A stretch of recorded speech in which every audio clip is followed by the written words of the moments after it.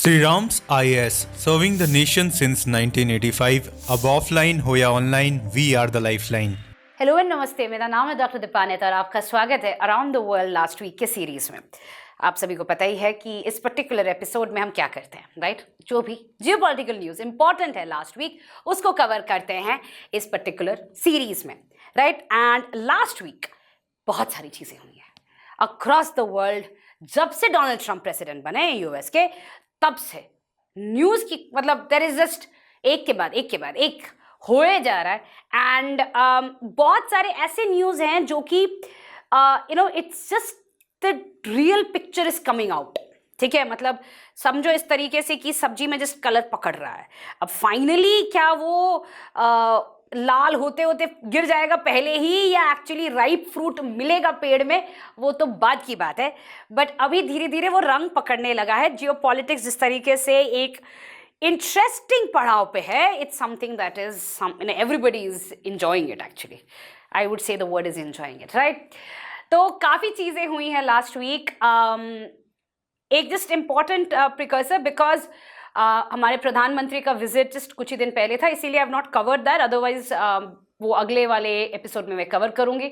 Apart from that जो भी important थे मैंने इसको सारे कवर किया है इस पर्टिकुलर एपिसोड में। एज यूजुअल इसका पीडीएफ या पीपीटी मैं अपलोड कर लूँगी अपने टेलीग्राम चैनल पे, तो please feel free to connect with me, ask me any questions on any of the platforms. आते हैं अब सबसे पहले इंडिया एआई समिट के ऊपर, राइट? अब ये समिट काफ़ी इम्पॉर्टेंट था क्योंकि अगेन इंडिया का एजेंडा ऑन आर्टिफिशियल इंटेलिजेंस जानना बहुत इम्पॉर्टेंट है, right? Across the world either global north countries ने, जैसे कि ब्लेचले डिक्लेरेशन में या इंडिया के जो एआई समिट्स में, वी हैव ऑलवेज सीन कि भाई एक ग्लोबल नॉर्थ ग्लोबल साउथ का एक डिवीजन बन रहा था। अब इस पर्टिकुलर एआई समिट में इट वाज इम्पॉर्टेंट कि इंडिया जैसी कंट्री जो कि एक तरफ वी आर मेकिंग स्ट्राइड्स, हमने द इंडिया स्टैक, जैसे भी आप देखोगे कि the form point of Bhim हो जाए, यूपीआई हो जाए, ये सारी चीज़ें, भीम इज यूपीआई बट अब आधार हो जाए, ये सारी चीज़ें जो हम लेके आए हैं। On the other hand we are talking about countries जो कि तेज़ी से एआई के ऊपर काम हो रही है। एंड ये समिट बहुत टाइमली समिट था डीप सीक के वजह से। DeepSeek is something that China release and immediately major governments, चाहे वो ऑस्ट्रेलियन गवर्नमेंट हो, साउथ कोरियन गवर्नमेंट हो, सब ने बोला कि नहीं नहीं, इसको यूज़ नहीं करना, ये चाइना का कोई प्लॉय है। सो जियोपॉलिटिक्स का आप ये देखो कि it's creating a barrier to even use of technology on spread of AI as well. तो ये काफ़ी टाइमली समिट था। क्या ये समिट सक्सेसफुल था? कुछ पैरामीटर्स में यस, बेसिकली एक डिस्कशन पॉइंट ऑफ व्यू तो ज़रूर था, बट कुछ पैरामीटर्स में नहीं था। कोई भी मेजर जो हम एक्सपेक्ट कर रहे थे कि भाई रेगुलेशंस लेके आएंगे, उस पर किसी कंट्री की तरफ से भी मूव नहीं था। और रेगुलेशंस के बारे में तो अमेरिका ने यहाँ तक कहा है कि भाई इसको कॉम्पिटिटिव रखो, मिनिमम रेगुलेशंस रखो। एंड इसी वजह से यूएस ने तो साइन भी नहीं किया ये एआई का डिक्लेरेशन को, जो समिट का जो डिक्लेरेशन था। उसी के साथ साथ यूके ने भी कहा नहीं नहीं बहुत वेग है, हम तो नहीं साइन करेंगे इसको, तो यूके ने भी साइन नहीं किया। आजकल यूएस और यूके की दोस्ती कुछ और ही चल रही है। बट इसी में एक चीज़ आ जाता है कि रेगुलेशंस की जब बात करते हैं, कोई भी country it's like enable to build the cat in this.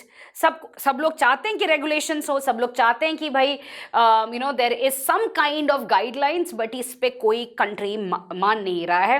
क्योंकि एक तरफ आर्ग्यूमेंट है कि भाई जितना कंपटीशन होगा उतना बेटर है। US of course deep seek के आने के बाद से एक अलग ही लेवल पे कॉम्पिटिटिवनेस दिखा रहा है। उसके साथ साथ आपका सुपर कंप्यूटर, क्वांटल का सुपर कंप्यूटर आने लगा है बाय गूगल, क्वांटम कंप्यूटिंग पे। It is now a different game that's happening completely there. तो इसी वजह से यूएस तो नहीं मानने वाला है। फ्रांस ने एक डिप्लोमेटिक स्टैंड जरूर लिया था, बट अगर आप एक्चुअली में मैक्रॉन का स्पीच सुनते हो तो you will realise that even Macron is of the opinion कि नहीं भाई रेगुलेशंस तो नहीं लगाने, राइट? तो आते हैं इस पर्टिकुलर न्यूज़ पे। काफ़ी सारा जो डिटेल्स है समिट का मैंने इसी में ऐड कर दिया है, ताकि आप अपने नोट्स को अभी जब आप सुन रहे हो उसको ऐड कर लो, राइट? तो 10th और 11th फरवरी में हुआ था, फ्रांस की गवर्नमेंट ने एआई एक्शन समिट को होस्ट किया था। जो एजेंडा था वो था diverse and inclusive AI ecosystem का। ठीक है, एंड जो डिक्लेरेशन टाइटल है वो statement on inclusive and sustainable artificial intelligence for people and the planet. ये आज इंडिया और फ्रांस का, okay I don't know how to remove this, हाँ, इंडिया एंड फ्रांस का आजकल जो लास्ट ईयर जनवरी से लेके है, this is the motto that's going on, people and planet. तो उसी पे ये डिक्लेरेशन था, 58 कंट्रीज ने साइन किया था। अगेन प्रायोरिटीज क्या दी गई थी? Promoting AI accessibility to reduce digital divides, second ensuring AI is open, inclusive, transparent, ethical, safe, secure and trustworthy, taking into account international frameworks for all, making AI innovation thrive by enabling conditions for its development। ये आपके top priorities mark किए गए थे। Joint statement में दोनों France के president और Indian prime minister ने कहा है to take concrete actions to ensure that the global AI sector can drive beneficial social, economic and environmental outcomes।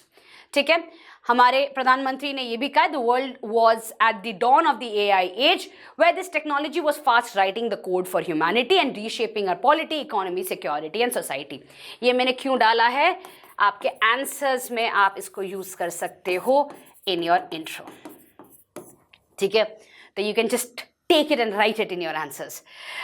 अब यूएस के वाइस प्रेसिडेंट ने कहा है कि भाई regulations could kill a transformative industry, बोला एकदम नहीं मानने वाले हैं। यूके ने भी कहा कि भाई डिक्लेरेशन जो है इनफ क्लैरिटी नहीं दे रहा है, तो इसीलिए यूएस और यूके ने नहीं साइन किया है। ठीक है, अब आते हैं नेक्स्ट कि भाई क्या हुआ है इसमें। एआई इन जियोपॉलिटिक्स की बात की गई है। समिट में दोनों कंट्रीज ने माना है कि हाँ भाई influence of AI in big power dynamics होने वाला है। अभी हमारा जो जियोपॉलिटिक्स है उसमें फ्यूचर अलायंसेस, कॉन्फ्लिक्ट सभी एआई के साथ ही होने वाला है। तो देयर इज, हम जैसे बात कर रहे हैं कोल्ड वॉर में, technology is going to play a major role. Second, strengthening of France India partnership on AI development पे बात हुई है। एक की आउटकम रहा है कि भाई फ्रांस एंड इंडिया पे क्लोज कोऑपरेशन होने वाला है। एथिकल एंड इंक्लूसिव एआई, इस पे थोड़ा ज्यादा फोकस करोगे, ऐसे में भी आ सकता है question. Major discussion in the summit revolved around ethical implications and international regulations. France and India called for global framework to address the issues relating to privacy, bias and potential misuse of AI. India's stance in the summit indicated the importance of ensuring the accessibility of AI to developing states and addressing challenges through cutting-edge innovations. ठीक है, basically भाई हमें global south countries को भूलना मत, हमें भी चाहिए एआई। हम बना नहीं पा रहे हैं, हम इंडिया हैज सेड कि हम एलएलएम बना रहे हैं, बट टाइम लगने वाला है, बट उतने टाइम तक हमारे साथ शेयर करो। That is what is being talked about by talking about ethical and inclusive AI. ठीक है, तो भाई डेवलपिंग स्टेट्स को दो, India as the voice of Global South is talking about it.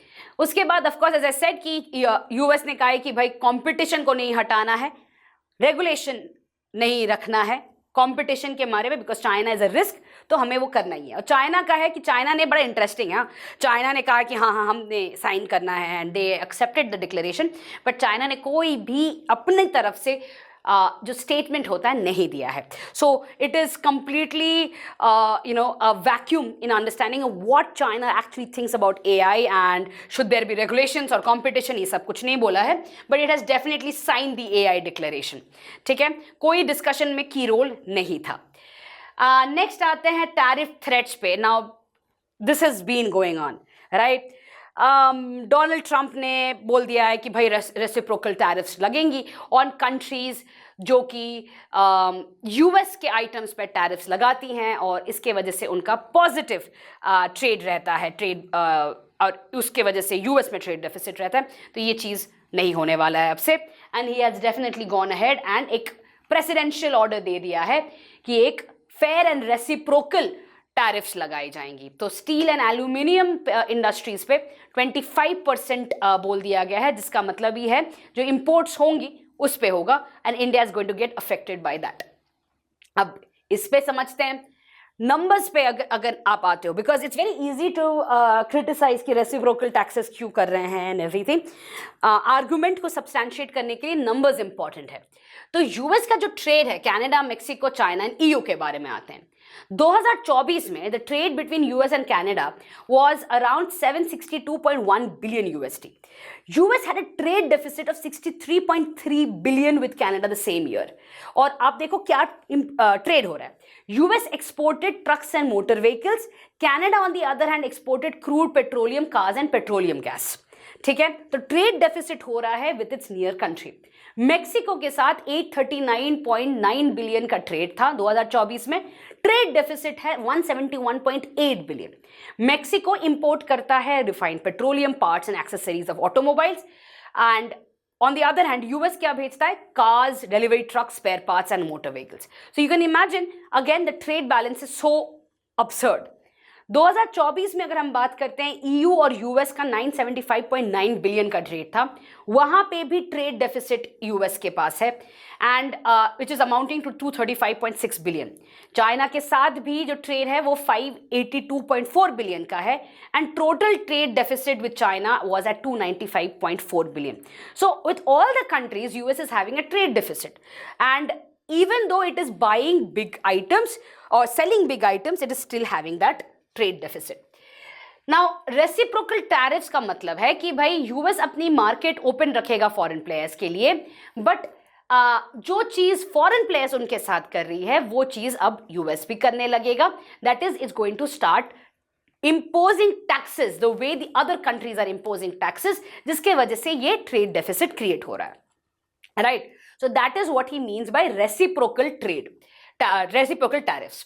अब ये जो स्टील एंड एल्यूमिनियम पे है, it has been seen that ये एक section 232 of trade expansion act का कंटिन्यूएशन है, जो कि पहले ही 2018 में ही उन्होंने बात किया था, बट उस समय पे मेक्सिको और कनाडा को एग्जेम्प्ट कर दिया था, बट अब इस पे वो वापस आ गए हैं, कहा है कि भाई 10% हम करने वाले हैं। चौथा जो उन्होंने कहा है कि भाई ट्रक ट्रैफिकिंग रोका जा सकता है अगर हम ये करते हैं, क्योंकि बहुत बार यूएस में ड्रग्स को डंप किया जा रहा है because of lack of tariffs और टैक्सेस, एंड अगर टैरिफ्स और टैक्सेस आ जाएंगी तो ये नहीं होगा। तो इसके लिए कनाडा को फेंटेनिल ड्रग लीडर भी बोल दिया है ट्रंप ने।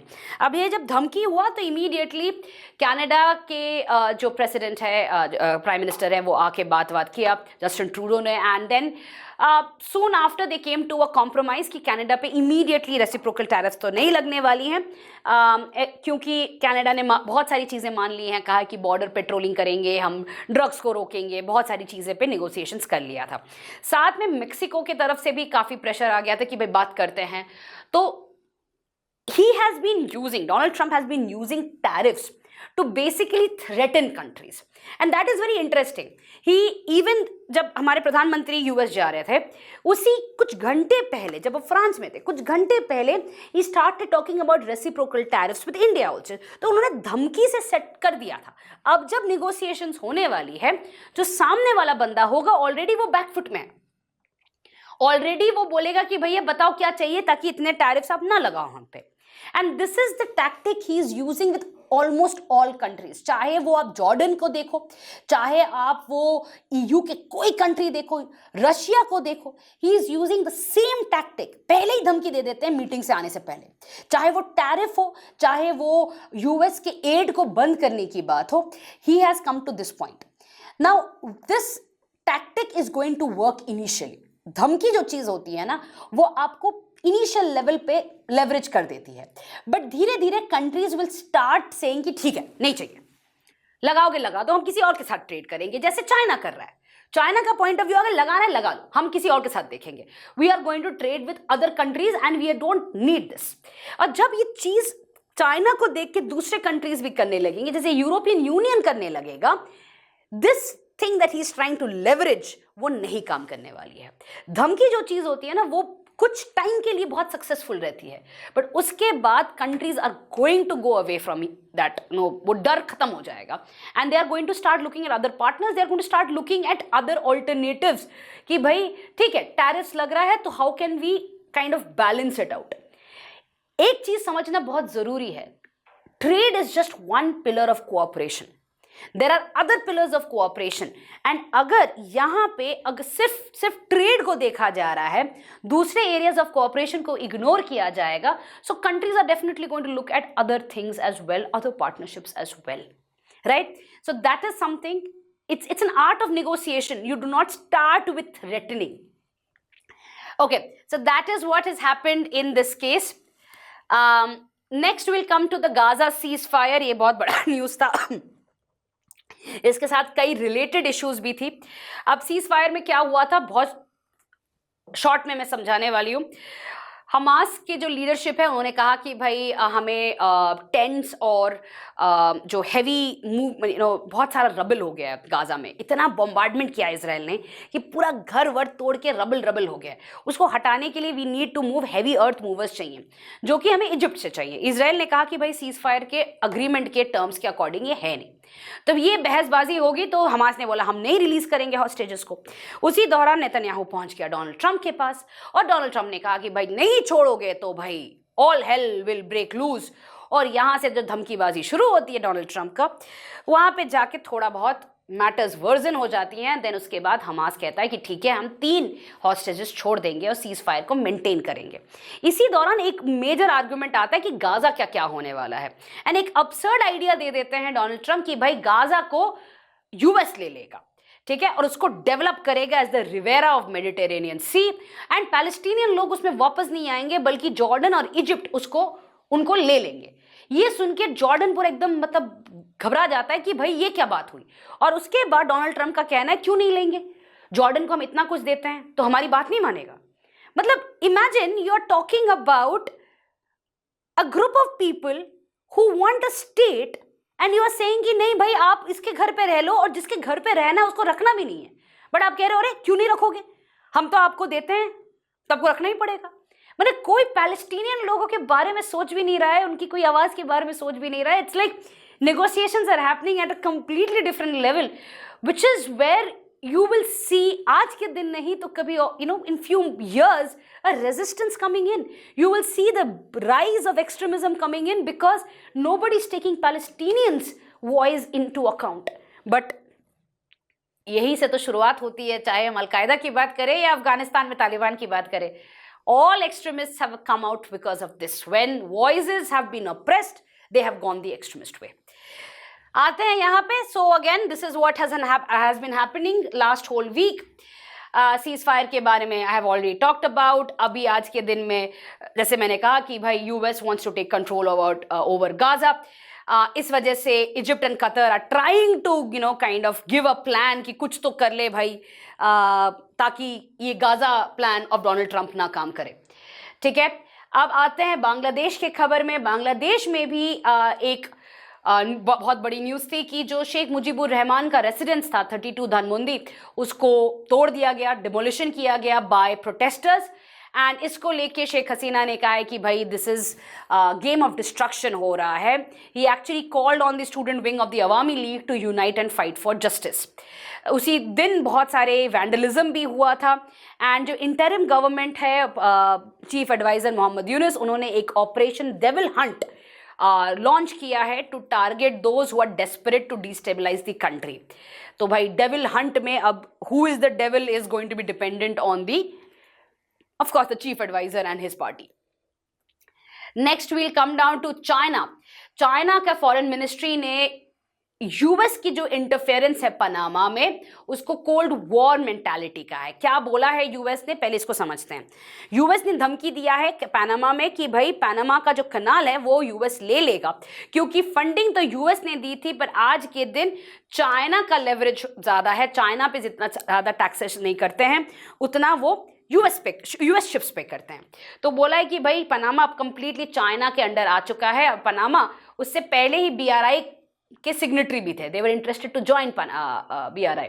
धमकी के बाद पनामा ने कहा कि भाई हमें BRI का पार्ट नहीं बनना है, and they kind of walked out of BRI। इसी में चाइना ने कहा कि भाई ये तो कोल्ड वॉर मेंटालिटी कर रहे हो आप, you are being threatened and you are creating zones of influence like this is creating more and more geopolitical tensions in the world.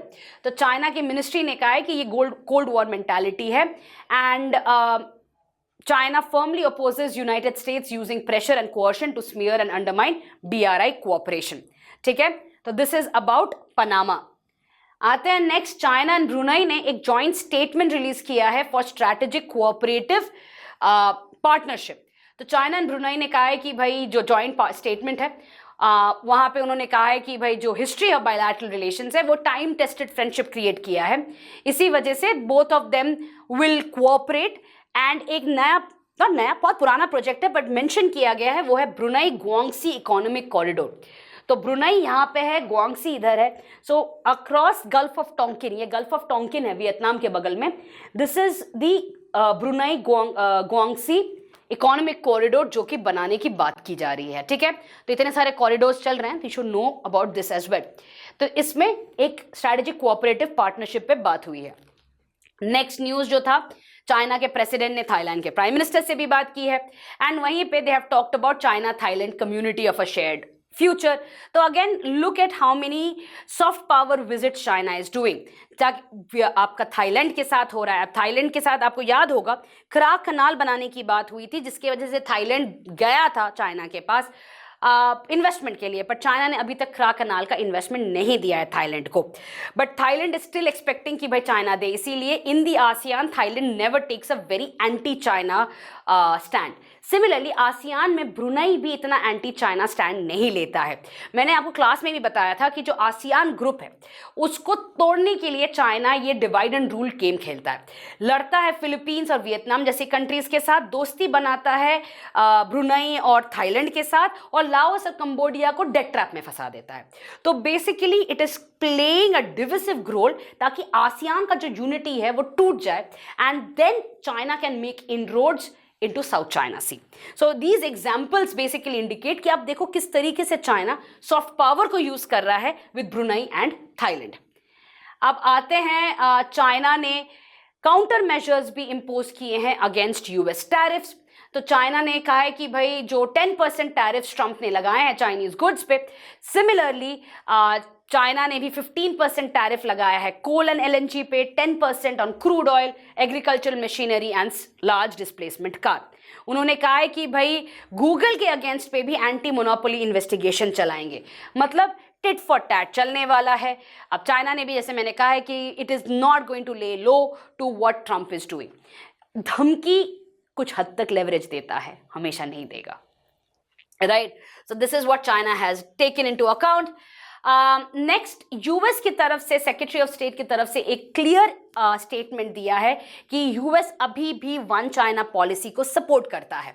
US ने कहा है कि भाई ताइवान का इंडिपेंडेंस का कोई पुश नहीं कर रहा है यूएस, बल्कि the statement is US does not support Taiwan's independence, बल्कि जो इशू मेनलैंड चाइना और ताइवान के बीच में है उसको रिजॉल्व एमिकेबली करने की बात हो रही है। So again US has reiterated one China policy. There is no way that US is going to go against that. Now this is again important because this gives reason to China saying that ठीक है, that means अभी तक US ने ऐसा कोई plan नहीं बनाया है फॉर ताइवान, बट कहने की बात है, we all know what kind of tensions are going on in these waters. दूसरा जो न्यूज़ बड़ा इंटरेस्टिंग था ये था कि 2 ईरानियन शिप्स जिसमें मिसाइल प्रोपेलेंट है that is moving from China to Iran. अब ये जो केमिकल है, ये सोडियम परक्लोरेट जो है वो एक्चुअली ईरानियन मिसाइल्स के लिए किया गया है, और ये केमिकल MTCR के कंट्रोल में आता है। चाइना ने बहुत पहले अप्लाई किया था MTCR पे, पर उनका एप्लीकेशन रिजेक्ट कर दिया गया था। तो आज के दिन चाइना MTCR में नहीं है, but China has been doing this कि जो चीज़ बैंड है उसके separately it basically kind of takes it and sends it to Iran. So now you know that where is Iran getting all these things from, it is of course getting from China, right. And it is doing all of this despite being there are being controls about these kind of exports. ठीक है, अब आते हैं next Fiji पे। तो US add बंद करने के वजह से कई कंट्रीज को इम्पैक्ट हुआ है, तो फीजी एक कंट्री है जिसको भी ये इम्पैक्ट हुआ है। तो फीजी तो actually went to meet US president ताकि ये एड रिज्यूम किया जाए, और कहा कि भाई अगर ये एड नहीं आएगा तो दिक्कत है। The reason why Fiji went was already Fiji in debt में है चाइना के साथ, क्योंकि कई सारे इंफ्रास्ट्रक्चर लेंडिंग किया हुआ है, और जब यूएस एड बंद हो जाएगा तो फीजी और डेट में फंस जाएगा चाइना का, and it requires the money coming in from US to balance चाइना's hold. Now your question will be that why is US doing it? Why is US kind of not playing tit for tat to the kind of debt trap that China is doing? Because according to Donald Trump, the debt trap game has got no returns. Instead, अगर America economic हेजिमॉन बन जाएगा तब जाके China को वो रोक पाएगा. So rather than themselves going into deficit and then helping the other countries and then taking the battle against China, it is much better to make America great again. So that is the calculation that Donald Trump has. Okay. We are now moving to Bhutan. Bhutan becomes the first South Asian country to get Starlink connectivity. ठीक है, so it became the 121st country in the world to join the footprint. Bhutan में अब digital access आने लगेगा through Starlink. ठीक है, next is जो भूटान का फाइनेंशियल असिस्टेंस ब्रेकअप है उसके बारे में भी न्यूज था. तो Bhutan is set to receive financial assistance of 21.5 billion from India in 2025-2026. The package will consist of grants worth 17.75 billion and loans worth 3.75 billion, which basically makes Bhutan the largest recipient of monetary aid from India, followed by Nepal and Mauritius. India ने अपना खुद का जो current foreign add assistance है उसको 23% increase किया है, 20.69 billion से 25.43 billion in the current fiscal year of 2024-2025, right? So this is again where Bhutan is set to receive foreign aid. ये आपके इंडिया भूटान रिलेशंस के लिए काफी इंपॉर्टेंट रहने वाला है. Okay, next, plans to advance cooperation with Israel under India Middle East Europe Economic Corridor और IMEC. तो एक समिट था जहां पे इजराइल के मिनिस्टर ने कहा कि भाई Israel really wants to kick start the India Middle East Europe economic corridor IMEC, and one area of collaboration that they want to do is rapid transit system में. ठीक है, तो वहां पे बोला है कि भाई IMEC का रीस्टार्ट करो, बहुत हो गया, वॉर धीरे धीरे खत्म भी होने लगा है, अब IMEC पे वापस फोकस करना शुरू कर देना है. आते हैं नेक्स्ट न्यूज पे. Again care taker of Bangladesh ने कहा है कि भाई उनका इंटेंट है कि किस तरीके से वो पाकिस्तान बांग्लादेश रिलेशंस को स्ट्रेंथन कर पाए, specially in trade and economic sectors. Trade and economic sectors तो बोलने की बात है, क्या ट्रेड करोगे पाकिस्तान के साथ जो कि आप दूसरे से इतने दिन से नहीं कर पा रहे थे, आसियान के साथ नहीं कर पा रहे थे. It is basically to get help now and military help, right? It is basically to balance relations with India now. You need Pakistan and China to balance India. So that is what the game plan is of Mohammad Yunus as well, and it is interesting to see how he is using in words like trade and economic cooperation, and on the other hand the ISI is also meeting their leadership, right? तो बड़ा interesting सा एक meeting चल रहा है आजकल बांग्लादेश में. Is it a matter of threat for India? Because that is the next question you would have asked me. यार हमारे कंट्रोल से बाहर है ये चीज़. सबसे पहले तो हमें ये समझना चाहिए, we can not control Bangladesh, right? It's an independent country, it's a sovereign country, so we can not control. So what we can do is we can prevent it from affecting us. So ISI's visit, ISI's meeting, closer Pakistan-Bangladesh relation will cost Bangladesh, right? We will start putting into tariffs, we will start, putting pressure on Bangladesh on variety of aspects. That is what India is going to do. But हाँ, openly हम किसी चीज़ को रोकने नहीं वाले हैं, हम बोलेंगे नहीं पाकिस्तान से ज़्यादा दोस्ती मत करो. Instead it is going to be more into case like कि भाई जो हमारा फंडिंग है उसको थोड़ा धीरे करेंगे हम, जो हमारा एरियाज ऑफ कोऑपरेशन है उस पर थोड़ा सा रोक टाक करेंगे.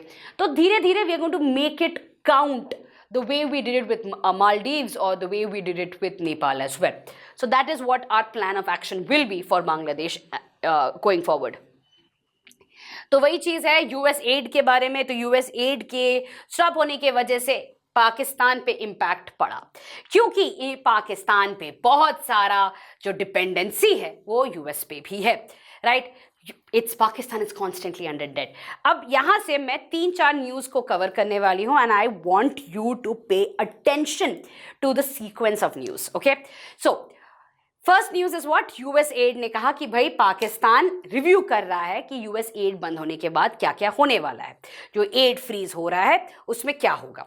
साथ में उन्होंने ये भी कहा है कि नहीं भाई, Pakistan is going to participate in the naval exercises with US and other countries.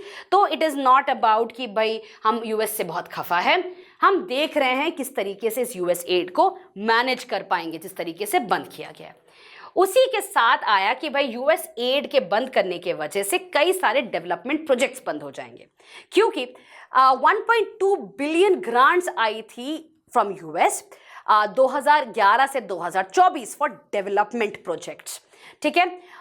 उसके अलावा अगर आप देखते हो एक पैटर्न कि 2011 और 12 में 126 मिलियन आया था यूएस एड टू पाकिस्तान, उसके बाद थोड़ा डिक्रीज हो गया था, 102 हो गया था, और जब पीएमएल-एन गवर्नमेंट आई थी 2013 में ये बढ़ गई थी 128 मिलियन यूएसडी पे। उसके बाद जब इमरान खान की गवर्नमेंट आई तो ये फिर से कम हो गया, 75 हो गया, और धीरे धीरे 70 मिलियन में आ गया, राइट। अब हाल ही में एकदम कम होने लगा है, 41 मिलियन पे आ गया है लास्ट ईयर। अब ये जो यूएस एड कम होगा for development projects, it is going to pinch Pakistan. धीरे धीरे ये कम होते जा रहा है और धीरे धीरे पाकिस्तान चाइना के पास जा रहा है। You would have seen the transition from being a great partner to US to becoming an all weather friend of China, and it is because of these numbers. It just shows, right, how Pakistan has been flip flop. And ये सब चीजें बातचीत हो रही है। President Zardari जाते हैं China पे विजिट करने के लिए, टाइमिंग राइट, जाते हैं पहले official visit to China since he became a president, and वहां पे जाके दोनों president as well as premier के साथ मीट करने वाले हैं, सिक्योरिटी कोऑपरेशन को लेके बात करेंगे, सीपेक को लेके बात करेंगे, क्योंकि चाइना बहुत खफा है ग्वादर को लेके। उसी समय पे न्यूज आता है कि पाकिस्तान के प्राइम मिनिस्टर ने कहा है कि एक मीटिंग करो, एक सेमिनार करो, जहां पे इंटरनेशनल कॉन्फ्रेंस करो, जहां पे ग्वादर पोर्ट के सिग्निफिकेंस के बारे में पूरी दुनिया को पता चले, और ग्वादर पोर्ट को जितनी जल्दी हो पाए उसको स्टार्ट करो, क्योंकि जरदारी जी तो हैं चाइना में, क्या जवाब देंगे कि कब स्टार्ट होगा ग्वादर पोर्ट। तो इसके वजह से इंटरनेशनल कॉन्फ्रेंस का न्यूज़ होना बहुत ज़रूरी है। सो it's like it goes tick tick tick tick tick when it comes to these news, and you'll realize that why Pakistan wants Gwadar port to come in, why Pakistan is suppressing Balochistan movement, why Pakistan is desperate for CPEC to kickstart. जैसे जैसे US aid बंद होगा, it will need China's presence to kind of stabilize itself, and China भी उसी के लिए wait कर रहा है कि भाई कब ग्वादर पोर्ट शुरू होगा। बहुत पैसा लगा लिया चाइना ने, ठीक है। सो that is about what is happening in Pakistan, that is what is happening in Gwadar port. So again you know what is Gwadar port part of, it is part of China Pakistan economic corridor. Next आते हैं पाकिस्तान के external debt के news पे। तो पाकिस्तान ओज 92% इन external debt, ठीक है, जिसमें कि अगर आप देखोगे ये डेट तो बढ़ता ही गया है, हर साल वो दूसरी जगह से लेते ही रहते हैं। तो अभी 133 बिलियन पे आ गया है। जो मेजर सोर्सेज हैं वो आपके world bank, Asian development bank और इंटरनेशनल मॉनेटरी फंड से तो है ही। साथ में अगर देखा जाए China is the largest bilateral creditor, उसके बाद पेरिस क्लब आ जाता है। पेरिस क्लब ने श्रीलंका को भी डेट देने पे बात की थी, अर्जेंटीना को भी डेट देता है Paris Club. Paris Club is an informal grouping of countries जो कि इनफॉर्मली आपको पैसे देते हैं, राइट। तो China is the largest bilateral creditor as a country, and then Paris Club is a group of countries. तो at this point of time अगर आप देखोगे 28% है इन आपके चाइना के पास, जो कि the debt share that we talking about. अब पाकिस्तान कहाँ से सॉवरेन कंट्री हो सकता है अगर इतना है डेट, राइट। आते हैं नेक्स्ट न्यूज टर्की के बारे में। तो Turkey's president also visited Pakistan, 24 MOUs were sign. In 24 MOUs की अगर मैं बात करूं तो बायलैटरल ट्रेड को इंक्रीज करने की बात की गई है, इन्वेस्टमेंट की बात की गई है, फैमिली की सॉफ्ट पावर वाली जो चीज़ें होती है, family and social services, culture, energy, सारी चीज़ें जो हैं इन पे एमओयूज किया गया है. Again it just shows the transition from US dependence to other partners, China of course being there and Turkey being the new friend in the market. Again, look at from this point of time that how Pakistan's closeness with the Arab countries, especially with the GCC, has slowly started reducing, with UAE-India relations improving. जिस तरीके से India UAE relations improve कर रहा है, उसी एक pattern में आपको दिखेगा कि किस तरीके से पाकिस्तान का रिलेशन भी उनके साथ थोड़ा कम होने लगा है, and Pakistan started moving towards Turkey. Again geopolitics is like again game of chess ekdam, right? So that is what was the visit all about.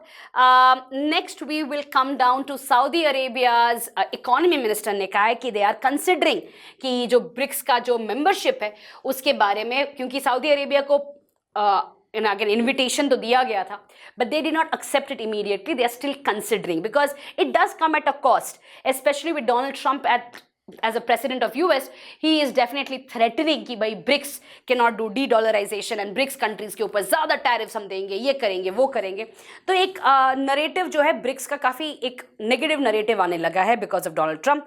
तो they are still thinking about joining BRICS at this point of time, क्योंकि BRICS छोड़ना मतलब China को गुस्सा देना, BRICS join करना मतलब US गुस्सा हो जाएगा. तो इस वजह से at this point of time it is much better to say कि हम सोच रहे हैं, हम कुछ करेंगे, करते हैं, रुक जाओ. तो यही चीज़ अभी सऊदी अरेबिया भी कर रहा है. ठीक है, आते हैं नेक्स्ट न्यूज़ जॉर्डन के बारे में. जॉर्डन, जैसे मैंने गाज़ा के बारे में कहा था कि जॉर्डन आज के दिन में कह रहा है कि भाई ये गाजा प्लान जो डोनाल्ड ट्रंप ने कहा है वो नहीं होने वाला है. Arab countries are making a Gaza plan. We can not take in Palestinians like that. हमारे सिटीजन्स का क्या होने वाला है, एंड हमारे ऑलरेडी एक significant portion are Palestinian refugees जो कि 1948 से जॉर्डन में हैं. तो we can not accept more Palestinians. और ये एक एथनिक क्लेंजिंग होगा जिस तरीके से डोनाल्ड ट्रंप कह रहा है कि एक रिवेरा बनाया जाएगा और पैलेस्टीनियंस को वापस गाजा नहीं आने दिया जाएगा. So that is the reason why he is saying he just hold the Arab countries, Saudi Arabia, Egypt, they are coming with a plan for Gaza and then all the countries will be invited and discussed about it. ठीक है, तो that is where a Gaza plan is being talked about by the Arab countries. Hamas, जैसे मैंने कहा कि cease fire के under में जो 3 hostages, again part of the cease fire agreement, 3 hostages को छोड़ा, अभी रिसेंटली छोड़ा है. That means eight this point of time the cease fire is still on, but you never know कब तक ये सीज फायर रहने वाला है, क्योंकि अभी भी उनके पास कई सारे हॉस्टेजेस हैं और कई सारे हॉस्टेजेस की डेड बॉडीज हैं. एंड अब इसराइल का जो डिमांड ये है कि भाई आप सभी हमें दे दो, return it and then we will do the final of it. ये धीरे धीरे करना it's not acceptable. But Hamas को भी पता है कि if they give back all the hostages then Israel is going to start bombarding again. So it's like a very fragile ceasefire on both the sides. But you one never knows कि इसके बाद क्या होने वाला है. हर हफ्ते ये tension रहता है कि इस सैटरडे को क्या होगा, क्या हॉस्टेजेस छोड़ी जाएंगी या नहीं, या सीज फायर खत्म हो जाएगा. So that has been in the news. इसी के साथ we'll wrap up around the world episode. I know there's a lot of interesting things that have happened, and again, you know, when पूरा PPT तो मैं दे ही दूंगी, but add them to your notes. ये सिर्फ आपको इंटरेस्टिंग लगने से नहीं होने वाला है, आपके नोट्स में ऐड करना ज़रूरी है. आपको जियोपॉलिटिकल गेम को समझना ज़रूरी है. जिस तरीके से आज नेबरहुड में गेम चल रहा है, पाकिस्तान की बात करें या हम बांग्लादेश की बात करें, या पाकिस्तान क्लोजनेस विद टर्की की बात करें, या चाइना यूएस का टैरिफ वॉर के बारे में बात करें, ये सारी चीज़ें आपको समझना ज़रूरी है. क्योंकि if you understand these small steps you will understand what is happening in the entire world today. With this, I'll end today's episode. I'll see you in the next one. Till then, bye. Sri Ram's IAS, serving the nation since 1985. Ab offline, hoya online, we are the lifeline.